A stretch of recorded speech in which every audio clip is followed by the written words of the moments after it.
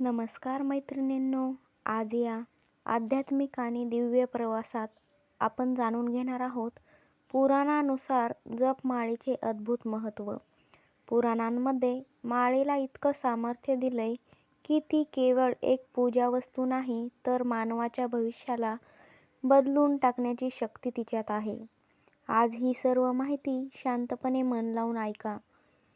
तुमची भावना पवित्र ठेवली तर देव त्वरित प्रतिसाद देतात. जपमाळा म्हणजे काय? जपमाळा म्हणजे 108 मण्यांची एक दिव्य माळ.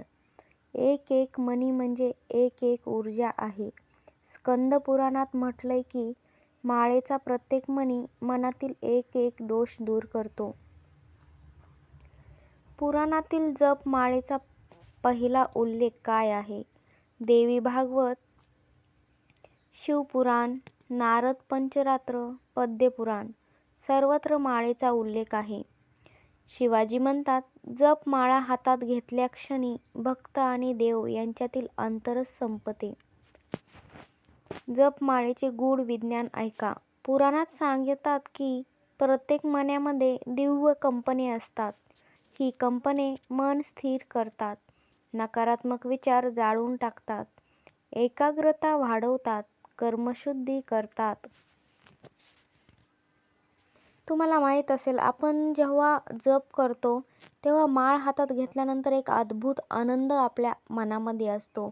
एक वेगळीच एनर्जी, सकारात्मक ऊर्जा आपल्या मनामध्ये जाणवते. एकदा तुम्ही जप करून नक्की पहा. तर 108 मणी या अंकाचे रहस्य काय आहे? 108 हाच अंक का? पुराणानुसार 108 म्हणजे काय? तर ऐका. नवरस म्हणजे 9, दिशांच्या शक्ती म्हणजे 12. अर्थात संपूर्ण विश्व माळेमध्ये सामावलेलं आहे. कोणती माळ कोणत्या देवतेसाठी असते? रुद्राक्ष माळ शिवपूजनासाठी असते, तर तुळशी माळ ही विष्णू आणि कृष्णाच्या भक्तीसाठी असते. चंदनाची माळ शांतता आणि ध्यानासाठी असते. स्फटिक किंवा क्रिस्टल माळ ती लक्ष्मीच्या कृपेसाठी असते.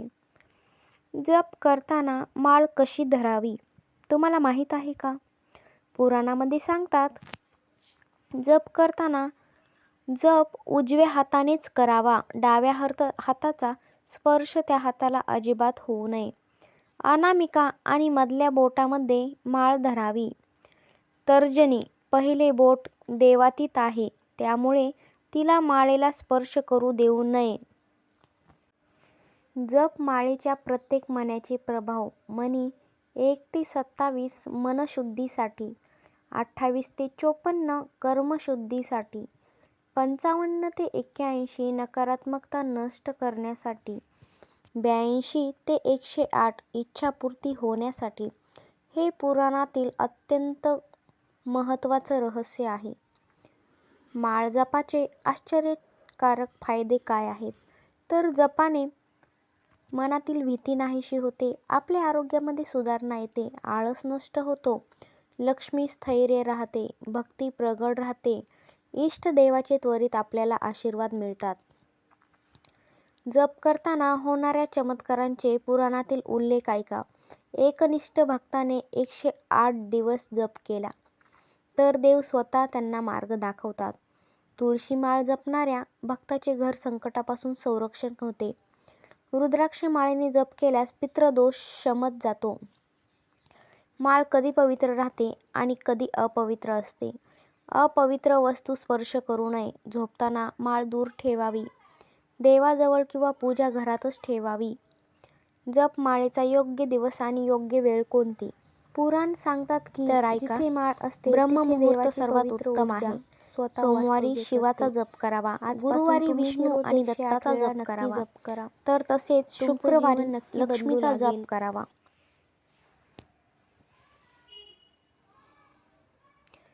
म्हणून मैत्रिणींनो,